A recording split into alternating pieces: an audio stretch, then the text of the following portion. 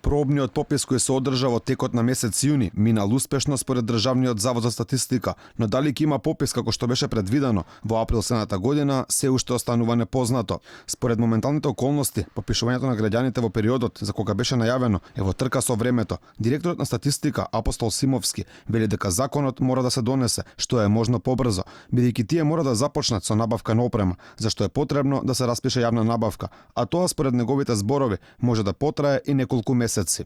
Пожелно е да се донесе што е можно поскоро, бидејќи таму ни се дефинира буџетот, а ние треба веќе да одиме со набавка на опрема.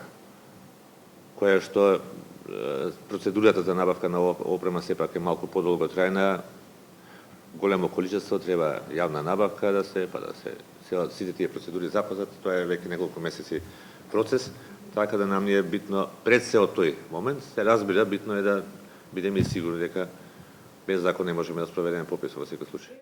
А какви се изгледите овој закон да се донесе набрзо? На пописот кој е предвиден за април 2020-та, според предлог законот, статистика ќе ја попишува и диаспората, дури ако во моментот на попишувањето граѓаните не се во државата. За нив поратоци ќе може да достават блиски роднини.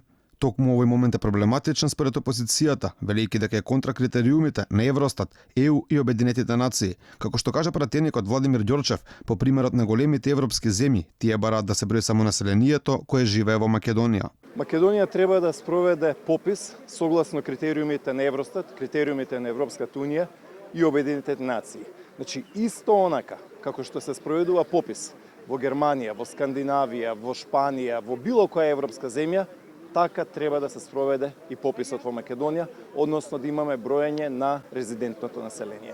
Опозицијата претходно обвинуваше дека пописот според ваквиот предлог закон е политички пазар меѓу коалиционите партнери во власта, СДСМ и ДУИ, дека е против меѓународните препораки и дека нема да ја прикаже реалната бројка на граѓани. Не може да се направи попис кој што е резултат на политички пазар, не може да се направи попис на кој што граѓанин ќе каже матичен број и оној што ги знае матичните броеви на дел од неговото семејство или пошироко семејство да кажува и на тој начин да биде спроведен попис.